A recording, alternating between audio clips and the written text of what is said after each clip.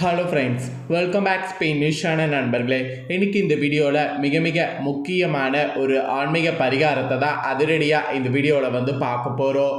So பார்க்குறதுக்கு முன்னாடி எதை பற்றிய ஆன்மீக பரிகாரம் பார்க்க போகிறோங்கிறத இன்ட்ரோவில் ஷேர் பண்ணுறேன், வாங்க பார்க்கலாம். நாளை நாள் தேதி பார்த்திங்கன்னு வச்சுக்கோங்களேன், பிப்ரவரியுடைய 25ஆம் நாள், தமிழ் மாதம் பார்த்திங்கன்னு வச்சுக்கோங்களேன் மாசியுடைய 13ஆம் நாள், கிழமை அதே போல் நாளை நாள் புதன்கிழமை. நாளை நாள் வரக்கூடிய புதன்கிழமை ரொம்ப சிறப்பான ஒரு புதன்கிழமை நாளை நாள் ரோகிணி நட்சத்திரமானது வந்திருக்கு. ஸோ இந்த மாதிரி நட்சத்திரம் வந்திருக்கக்கூடிய நாள் ரொம்பவே சுபமான நாளாக கருதப்படுது. அதனால் நாளை நாள் வெந்தயம் வைத்து ஒரு பரிகாரம் செய்யணும். அதனால் நம்மளுடைய பண கஷ்டம் தீரும். ஸோ பண கஷ்டம் தீர என்ன பரிகாரம் செய்யணுங்கிறத வாங்க பார்க்கலாம். பொதுவாகவே புதன்கிழமைங்கிறது ஒரு பொன்னான நாள் அப்படிங்கிற மாதிரி சொல்லப்படுது.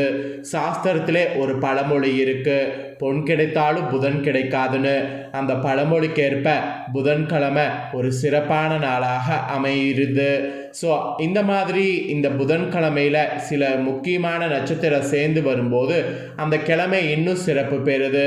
அந்த வகையில் மாசி மாத புதன்கிழமை ரோகிணி நட்சத்திரமும் சேர்ந்து வருது. அதனால் பார்த்திங்கன்னு வச்சுக்கோங்களேன், ரொம்பவே சிறப்பாக நாளை நாள் மாறுது. இந்த சிறப்பான நாளில் சில பொருட்களை வைத்து நாம் செய்யக்கூடிய பரிகாரம் நமக்கு நல்ல ஒரு பலனை கொடுக்கும். அதுவும் பண கஷ்டத்தில் இருக்கிறவங்களுக்கு அந்த கஷ்டத்திலிருந்து விடுபட முடியும்.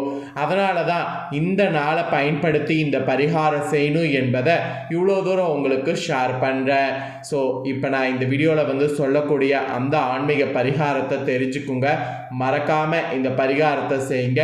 நிச்சயம் பார்த்தீங்கன்னு வச்சுக்கோங்களேன், நல்லதே நடக்கும். ஸோ இந்த பரிகாரம் செய்யும்போது நம்பிக்கை ரொம்ப முக்கியம், அதை மட்டும் பார்த்துக்குங்க. ஸோ 16 செல்வங்களையும் பெற இந்த ஒரு பரிகாரம் உங்களுக்கு கை கொடுக்கும். ஸோ வெறும் வெந்தயம் தான் அப்படின்ட்டு நினைக்காம, இந்த வெந்தயம் 16 செல்வங்களையும் நமக்கு வெற்றியை கொடுக்குற மாதிரி அமையும். அதனால் இந்த பரிகாரத்தை நுணுக்கமாக பண்ணுங்க. ஸோ நாளை புதன்கிழமை ரோஹிணி நட்சத்திரம் வருகிறது. இந்த ரோஹிணி நட்சத்திரம் என்பது விநாயக பெருமானுக்கு உகந்த நட்சத்திரமாக திகழ்கிறது. புதன்கிழமையோடு சேர்ந்து வரக்கூடிய இந்த ரோகிணி நட்சத்திரத்தை நாம் தவற விடாமல் விநாயக பெருமானை வழிபட்டோம் என்றால் விநாயக பெருமானுடைய அருளோடு புதன் பகவானுடைய அருளும் நமக்கு கிடைத்து அதனால் கல்வியிலும் செல்வத்திலையும் சிறந்து விளங்க முடியும். நாலு தினம் செய்யக்கூடிய ஒரு எளிமையான வழிபாடு என்னங்கிறத இப்போ நான் உங்களுக்கு சொல்கிறேன். அதை இந்த வீடியோவில் தெரிந்து கொள்ளுங்கள். மறக்காமல் அதை பண்ணுங்க. ஸோ செல்வ செழிப்போடு வாழ வேண்டும் என்று நினைப்பவர்களுக்கு பணம் ஒன்று இருந்தால் மட்டும் பத்தாது. பணம் ஒரு வகையான செல்வந்தான். மீத இருக்கக்கூடிய 15 செல்வங்களும் கிடைக்க வேண்டும். அப்பொழுதுதான் நம்மளால் நிறைவான ஒரு வாழ்க்கையை வாழ முடியும்.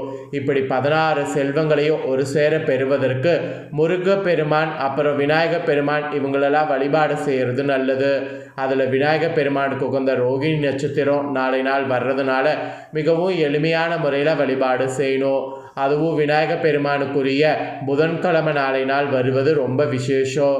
ஸோ வெந்தயத்தை வைத்து இந்த முறையில் பரிகாரம் செய்தால் அனைத்து விதமான செல்வங்களையும் நம்மால் பெற முடியும். ஸோ மாதத்திற்கு ஒரு முறை வரக்கூடிய இந்த ரோகிணி நட்சத்திர நாளில் விநாயக பெருமானை மனதார நினைத்து வழிபாடு செய்தாவே விநாயகருடைய அருள் பரிபூர்ணமாக கிடைக்கும். முழு உபவேசம் இருந்து நாளை ரோகிணி நட்சத்திரத்தில் மாலை நேரத்தில் விநாயக பெருமானுக்கு அபிஷேக ஆராதனைகள் நடக்கிறத பார்த்துவிட்டு விரதத்தை பார்த்திங்கன்னு வச்சுக்கோங்களேன் முடிக்க வேண்டும். ஆனால் பலருக்கும் உடல்நல காரணமாக இவ்வாறு இருக்க இயலாது. அப்படிப்பட்டவங்க இயன்ற அளவு விரத முறையை கடைபிடித்து நாளை நாள் விநாயக பெருமான வழிபாடு செய்யுங்க.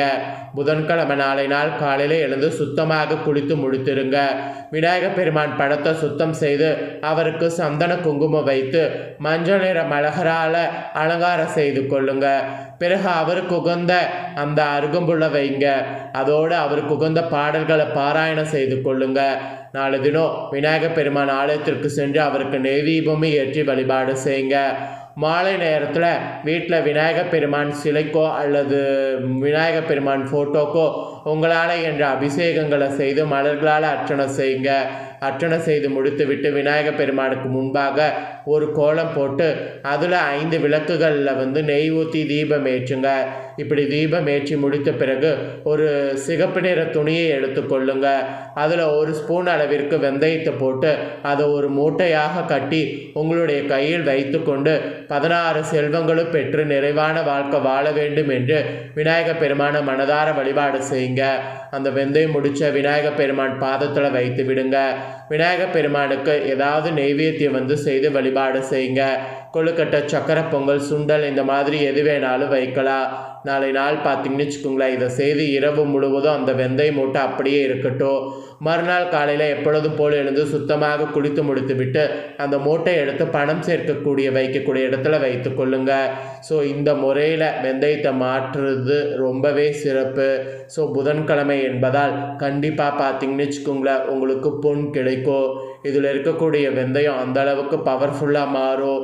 ஸோ இந்த மாதிரி நீங்கள் விநாயகர் பெருமானை வழிபாடு செய்து பாருங்கள். நிச்சயமாக ஞானமும் செல்வமும் கிடைக்கப்பெறும்.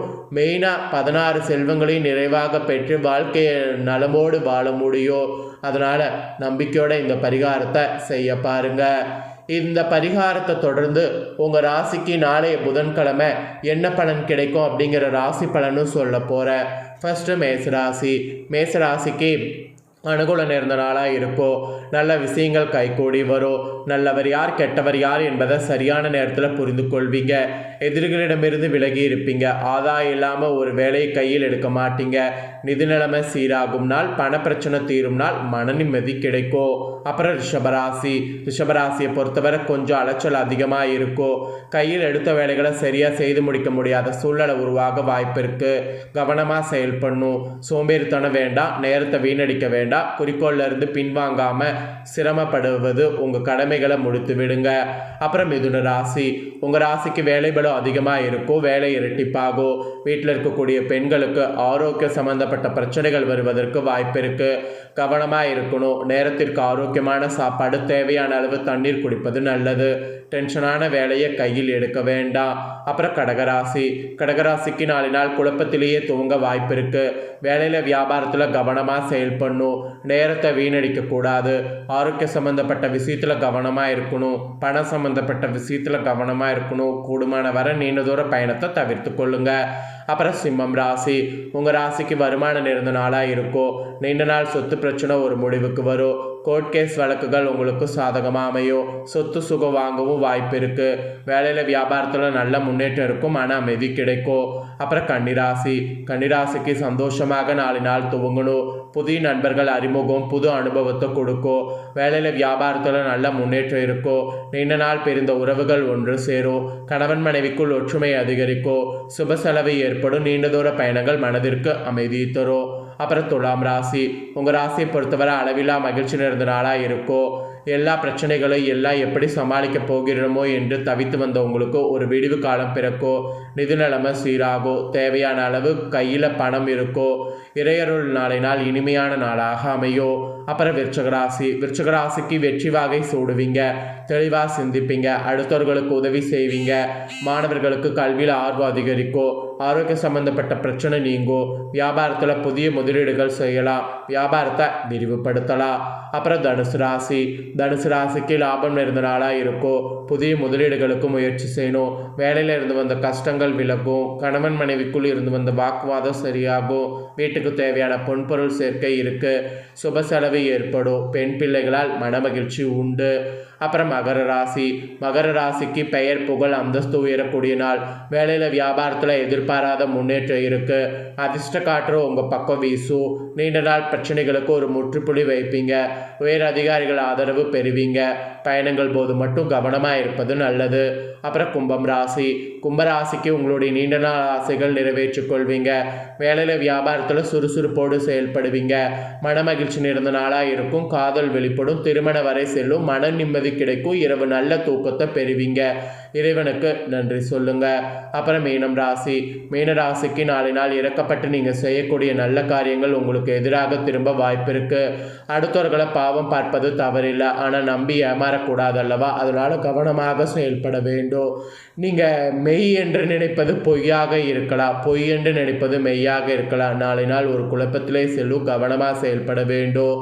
இறை வழிபாடு செய்வது மிகவும் அவசியம். அதை செய்தீங்கன்னா கஷ்டம் வராது. ஸோ இது உங்கள் ராசிக்கு பலன். உங்கள் ராசிகளுக்கு நாளை நாள் எப்படி இருக்கும் அப்படிங்கிறதையும் சொல்லிட்டேன். சொன்னதை தெளிவாக இந்த வீடியோவில் தெரிஞ்சிருப்பீங்க. தெரிஞ்சதுக்கேற்ப நடந்து பயன் பெறுங்க. ஸோ இந்த தாள்களை நீங்கள் பார்த்து பயன்பெறுவது போல் உங்கள் ஃப்ரெண்ட்ஸ் ஃபேமிலியில் இருக்கவங்களும் பார்த்து பயன்பெறணும் அப்படின்னு நினச்சிங்கன்னா வீடியோ லைக் பண்ணி உங்கள் ஃப்ரெண்ட்ஸ் ஃபேமிலிக்கு ஷேர் பண்ணுங்கள். உங்கள் ஃப்ரெண்ட்ஸ் ஃபேமிலி இருக்கவங்களும் பார்த்து பயன்பெறட்டும்.